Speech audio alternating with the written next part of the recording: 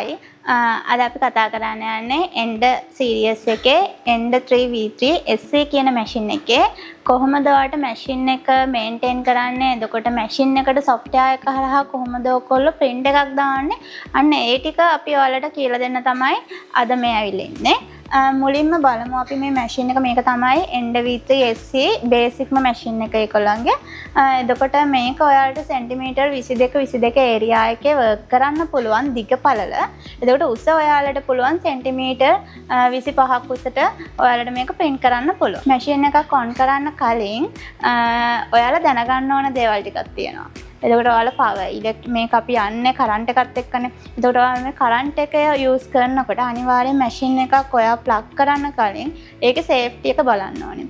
Wire වල ප්‍රශ්න තියෙනවද කරන්ට් එකේ ප්‍රශ්න තියෙනවද අන්න ඒ ටික බලලා තමයි ඔයා ඉස්සල්ලාම මැෂින් එකක් ඔන් කරන්න ඕනේ.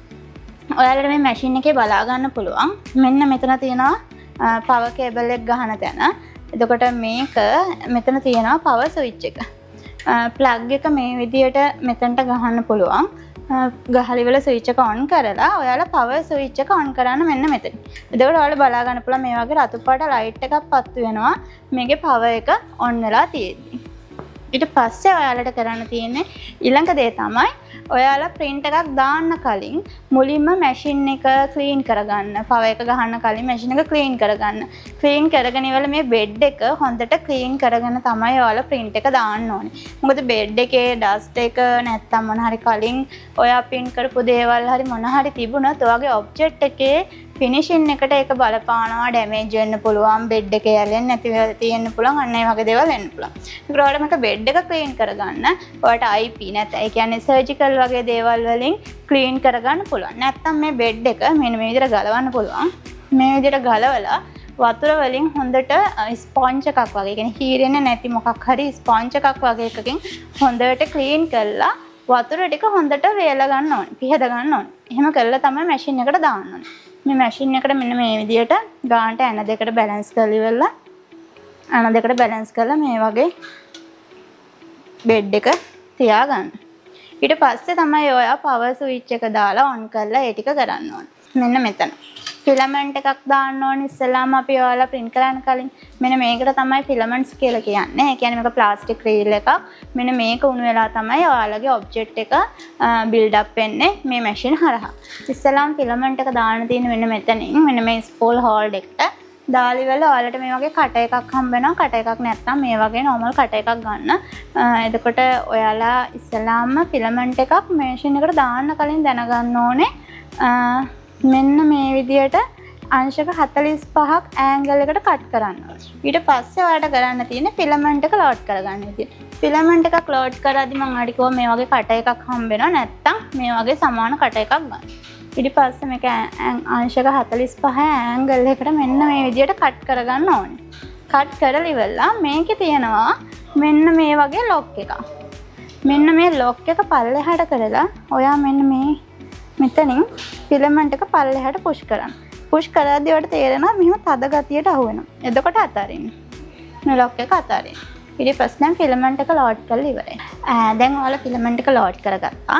ඊළඟට ඔයාලට කරන්න තියෙන්නේ මේ ෆිලමන්ට් එක අපි එක්ස්ට්‍රූඩ් කරගන්න ඕනේ. එක්ස්ට්‍රූඩ් කරනවා කියලා කියන්නේ ඔයාලගේ මේ නොසල් එකේ තියෙනවා ඔයාලා කලින් පාවිච්චි කරලා තියෙන එක්ක ෆිලමන්ට් ටික නැත්තම් නොසල් එකේ ඉතුරු වෙලා තියෙන ෆිලමන්ට්ස් එක අන්න ඒ ටික එයා ක්ලීන් කරන එක තමයි කරන්නේ. ඒ ක්ලීන් කරන එයා ඔයාගේ ෆිලමන්ට් එකේ තියෙන ටෙම්පරේචර් එකට එයා හීට් කරගන්න නොසල් එක.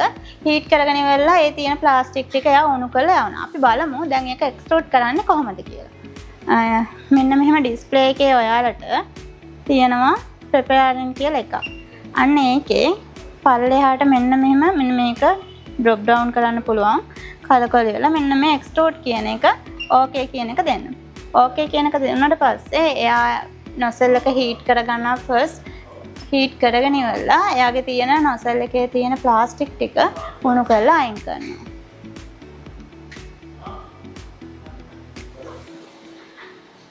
දැන් මේ වෙන්නේ නම් පොඩි කැලිබ්‍රේෂන් එකක් එක තමයි ආයෙත් කරන්නේ.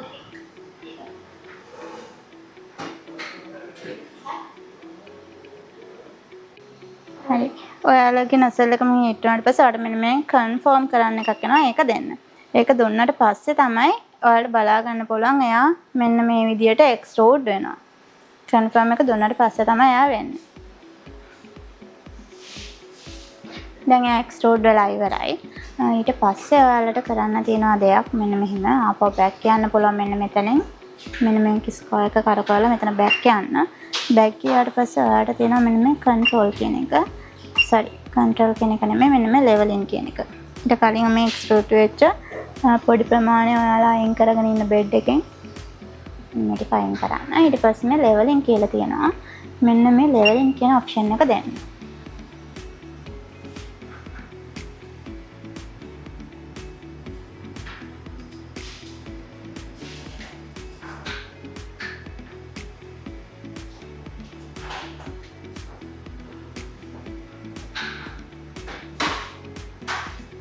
හරි ඔයාලට මේ දැන් පේන්නේ මෙයා කොහොමද ඔටෝ ලෙවලින් කරගන්නේ බෙඩ් එක. ඔයාලට මෙතන පොයින්ට් වයිස් පෙන්නනවා. එයා බෙඩ් එක කොහොමද ලෙවල් කරගන්නේ කියලා පොයින්ට් එකෙන් පොයින්ට් එකට.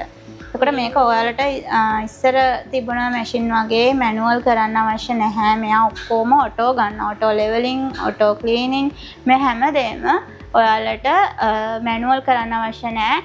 ඔටෝ කරගන්න පුළුවන්. එතකොට ඔයාලට මේක අනිවාර්යයෙන්ම ඔයාලා මෙන්න මේ දේ මම දැන් ඔය පෙන්නේ ලෙවලින් එකයි එක්ස්ට්‍රූඩ් කියන එකයි අනිවාර්යයෙන්ම ඔයාලා මැෂින් එක ඔන් කරන පළවෙනි සැරේ උදේද දවල්ද රෑද ඔයා මැෂින් එක ඔන් කරන්න කීයටද අන්න ඒ වෙලාවේ ඔන්න ඔය සෙටප් ටික අනිවාර්යයෙන්ම දෙන්න. ඒක ඔයාගේ ඔබ්ජෙක්ට් එක කියන්නේ ඔය 3D print එකට ෆිනිෂින් එකට ක්වොලිටි එකට ප්‍රශ්න අඩුවෙන් කරගන්න ගොඩක් උදව් වෙනවා. එතකොට ඔටෝ ලෙවලින් කියන එක අනිවාර්යයෙන්ම ඔයා පළවෙනි පාර දෙන්න. එයා එක කැලිබ්‍රේෂන් කරාට පස්සේ ඔයාට හැමතිස්සෙම දෙන්න අවශ්‍ය නැහැ. හරි. දැන් එයා ලෙවල් කරගෙන ඉවරයි. ඊට පස්සේ මෙතන තියෙනවා කන්ෆර්ම් කියලා එකක්. මෙන්න මේ කන්ෆර්ම් කියන එක දෙන්න.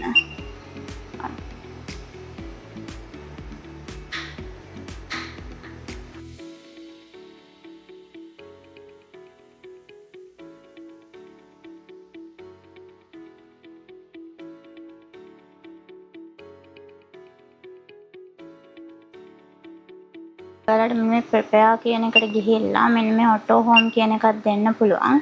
එතකොට එයා හෝමින් එක මෙන්න මේ වගේ කැලිබ්‍රේට් කරගන්නවා. ඔයාලා දවසට එකපාරක් මේ දේ කරාම ඇති. මේ කියන්නේ ඔයා හිතනකෝ print කරගෙන යනකොට මොකක් හරි වෙලා ඔයාලට print එක හරියට වදින්නේ නැහැ. එතකොට ඔයා ආයෙ අනිවාර්යයෙන්ම හෝමින් එක දීලා කැලිබ්‍රේට් කරලා බලන්න. බලලා ඉවරලා ඔයා ආයෙ print එක දෙන්න. ඊට පස්සේ ඔයා දැන් දාන print එක මම ඔයාලට කියන්න අමතක වුණා. මෙන්න මේ SC machine එක. එතකොට අනිත් machine series වගේ නෙමෙයි. මේ End 3 V3 SC කියන machine එක Wi-Fi හරහා ඔයාට print එක දෙන්න පුළුවන් කමක් නැහැ. මෙයාට දෙන්න පුළුවන් එකම ක්‍රමයක් නෙමෙයි ක්‍රම දෙකක් තියෙනවා. ඔයාට එකක් පුළුවන් මෙන්න මේ වගේ SD card එකක් හරහා ඒකට ඔයාගේ object file එක copy කරලා ඉවරලා print එක දෙන්න පුළුවන්. නැත්තම් මෙයාගේ තියෙනවා ඔයාට type C මෙන්න මේ වගේ type C port එකක්. මෙන්න මේ port එක හරහා ඔයාට දෙන්න පුළුවන් software එකක් තියෙනවා. අන්නේ software එක හරහා ඔයාට print එක දෙන්න පුළුවන්. ඔයාට කරන්න බැරි එකම දේ slicing එක Creative Print එකේ slicing software එක හරහා direct Wi-Fi through print එක දෙන්න විදියක් නැහැ. ඔයාට කරන්න තියෙන එක්කෝ වෙන software එකක්, ඒ කියන්නේ third party software එකක් කරහා type C එක මගෙන් දෙන්න පුළුවන්. ඒකත් software එකක්. නැත්නම් ඔයාලට පුළුවන් chip එකට copy කරලා ඉවරලා print එක දෙන්න. chip එක දාන්න තියෙන මෙන්න මෙහෙම මෙන්න මේ අතට. ඔයාලට මෙතන sticker එකෙත් ගහලා තියෙනවා කොහොමද දාන්න කියලා. මෙන්න මෙතනින් chip එක දාන්න තියෙනවා. normally මෙන්න මේ අතට කොහොමද දාන්නේ කියලා මේ ඔයාට ස්ටිකර් එකෙත් තියෙනවා මෙන්න මේ විදිහට දාන්න. ස්විච් එකක් වගේ තියෙන්නේ ක්ලික් කරාම ඒක ගන්න. ඊට පස්සේ ඔයාට print බලා ගන්න පුළුවන්. ඔයා copy කරපු print එක මෙන්න මෙතන මේ print කියන option එක ක්ලික් කරාම ඔයා දාන file ටික තියෙනවා. එතකොට මේකේ ප්‍රධාන වශයෙන් G code තමයි ඔයාලට දෙන්න පුළුවන් කමක් තියෙන්නේ. G code කොහොමද ඔයාලා සේව් කරගන්නේ කියලා මම slicing software එක හරහා ඔයාලට පෙන්නන්නම්. එතකොට ඒ G code එකෙන් සේව් කරලා ඒ ෆයිල් එක තමයි ඔයා මෙන්න මෙයාට දෙන්න ඕනේ. දැන් මම දාලා තියෙන පළවෙනි ෆයිල් එක ගන්නවා. මෙන්න ඒක ක්ලික් කරලා ඉවරලා මෙන්න මේ calibration එක දැන් මම ඉස්සෙල්ලා දුන්න නිසා දෙන්නේ නැහැ. නැත්නම් ඕක ක්ලික් කරාම on කියලා මෙන්න මේ වගේ පෙන්නනවා. ඉස්සෙල්ලා දැන් මම හෝම් ඉන් එක දෙපාරක් කැලිබ්‍රේට් කරන නිසා දැන් මම දෙන්නේ නැහැ. ඊට පස්සේ මෙන්න මේකෙන් කන්ෆර්ම් කියන එක දෙන්න. කන්ෆර්ම් එක දුන්නාම ඔයාට මෙන්න මෙතන පෙන්නනවා printing වෙන time එක, එතකොට කොච්චර print වෙලා තියෙනවද, මෙතන percentage එකක් එහෙම බලා ගන්න පුළුවන්.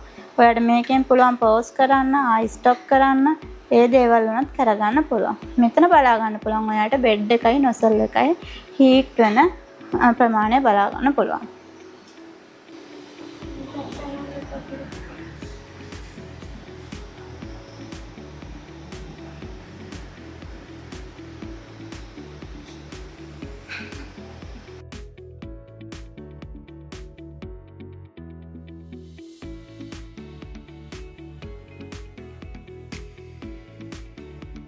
ඔයාලා මේ බෙඩ් එකෙන් කොහොමද print එකක් ගලවන්නේ කියලා මේ බෙඩ් එක පොඩක් heat වෙලා තියෙන්නේ. හැබැයි මේ උඩ තියෙන බෙඩ් එක පොඩක් අතට අල්ලන්න පුළුවන් heat එකක් තියෙන. මේ යට තියෙන heat chamber එක අල්ලන්න යන්න එපා. මෙන්න මේ විදිහට එකපාරට ගන්න එපා. මොකද magnet එකක් නිසා මේක ටක් ගාලා උඩට එනවා. මෙන්න මේක මේ head එක පල්ලෙහා තියෙද්දි මේ විදිහට ගන්න එපා. මොකද ඔයාලා දන්නේ නැතුව මේක එකපාරට උඩට ගත්තොත් එක්ක nozzle එක head එක එහෙම damage වෙන්න පුළුවන්. මෙන්න මෙහෙම magnet එකක් තියෙන. මේක හිමීට මෙහෙම ගලව ගන්න පුළුවන්. ගලව ගත්තට පස්සේ ඔයාලට මෙන්න මේ බෙඩ් එක චුට්ටක් අල්ලන්න පුළුවන් රස්නෙට තමයි තියෙන්නේ. මෙන්න මෙහෙම දෙපැත්තට මේව කරන්න එයා නිකම්ම ගැලවෙනවා. මෙන්න මේ විදියට ඔයාලට ඔබ්ජෙක්ට් එක මේකෙන් ගලව ගන්න පුළුවන්. ගලවුවට පස්සේ දැන් ඔයා මේ print වුණාට පස්සේ මෙන්න මේ ඊළඟ ආයි print එක දාන්න කලින් අර මං කිව්වා බෙඩ් එක clean කරගන්න. මේ බෙඩ් එක clean කරලා ඉවරලා ඊළඟ print එක දාන්න නැත්තම් මේකේ පාර ඔයාගේ අනිත් print එකේ වදිනවා. ඔයාගේ ඔබ්ජෙක්ට් එක ගලව ගන්න පුළුවන්.